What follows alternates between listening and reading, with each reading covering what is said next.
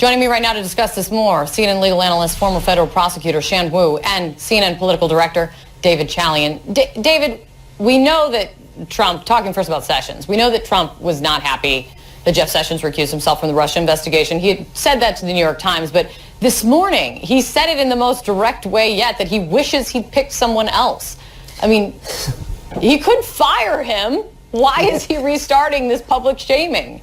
Right. He does serve at the president's pleasure, and the president seems displeased. But here's the thing, Kate. It's just on this one issue, which obviously is a dominant issue and one that the president is clearly obsessed with. This issue of recusing himself and not overseeing this Russia probe. But on nearly every other issue, Jeff Sessions is very much executing Donald Trump's agenda the way he wants, whether it's on immigration or the array of other issues that come before him in the Justice Department. And so it does. I would imagine if that was not the case, Jeff Sessions would no longer be here. But he is accomplishing those other agenda items. And Shan, according to the New York Times, Trump was asking Sessions to unrecuse himself at this March 2017 confrontation. And all of this now is being investigated by Bob Mueller. It seems they're looking into obstruction. Do you see obstruction?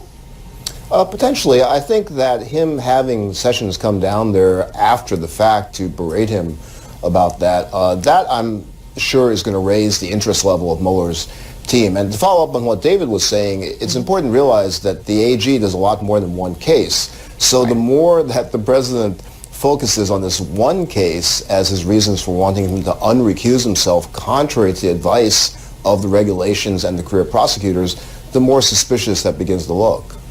And Shan, Trump's attorney, Rudy Giuliani, told the New York Times this, and I thought it was a pretty fascinating quote. Unrecused doesn't say bury the investigation. It says on the face of it, take responsibility for it and handle it correctly. Does Giuliani have a point?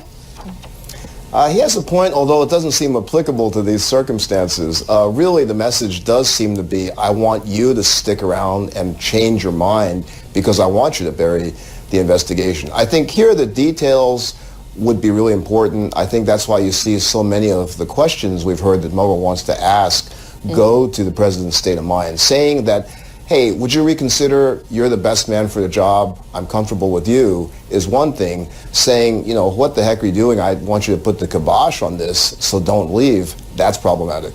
Well, and David, the Times is saying that Trump told his aides that he needed a loyalist overseeing the inquiry. That's why he was so up in arms about this. I am not making a judgment here, but if you are innocent, why do you need a loyalist overseeing the investigation? No judgment's necessary, Kate. It's a really valid question. What is the president afraid of about an independent investigation? Why does a loyalist need to be in place for this president to feel that this investigation is fair? That is a question that should be posed to the president, posed to the White House, because it just doesn't make sense. It requires more explanation there.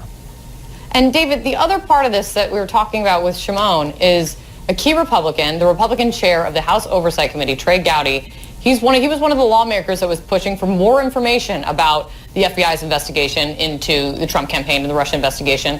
He now says about the president's unproven claim there was a spy planted in his campaign, that there's nothing there, but then you have this from last night from the president. Listen.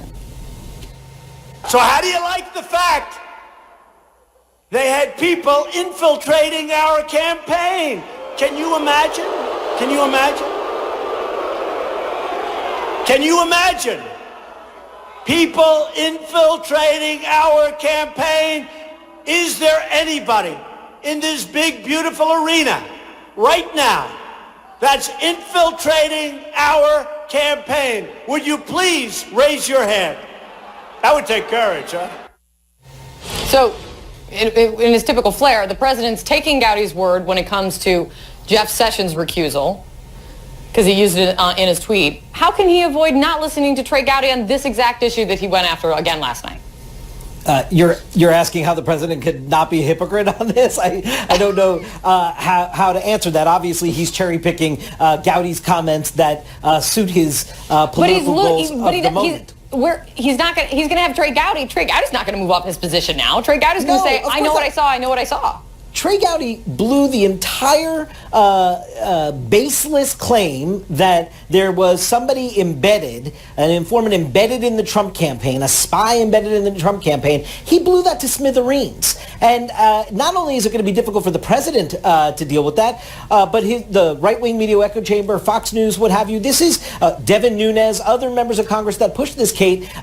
Trey Gowdy is a well-respected conservative Republican, former prosecutor, and he blew that case to smithereens by saying that becomes a messaging problem for them. And to your earlier point, Trey Gowdy, remember, is also the person that 2 months ago said on television, if you're innocent, act like it. So he's been offering advice to this president on this case through the television airwaves, but the president doesn't seem to be taking it. Not yet. I mean, let's see if the president does on this one. Shan, with Trey Gowdy saying this, and this will continue. I mean, he will continue saying this and continue talking about what he saw in that classified briefing, and that the president should not be worried about it, and he should be more than fine with it. He should be happy that the FBI has been conducting themselves in an appropriate manner. Does someone owe the FBI an apology now? I don't know if anyone in the FBI, cares one way or the other. But does the president need to say something about this? Well, I think you're right. I think the FBI does not care one way or the other. They're going to push forward. It actually would be a very smart strategic move for the president to express some confidence in the FBI if, as Trey Gowdy seems to be signaling him, that perhaps there's not going to be a smoking gun leading to the president. He may want to be on the right side of a report that comes out that he's actually not guilty of something like obstruction. And he's really missing the point that you want to shore up your institutional credibility for your FBI department, for your Justice Department. And certainly he's missing one of the better characteristics of Sessions, which is by recusing himself in this matter, he looks as though he's less political than he actually is, which is usually a good appearance you want in your Attorney General. It's typically what you're going for. Shan, David, thanks, guys. Thanks, Kate. Coming up.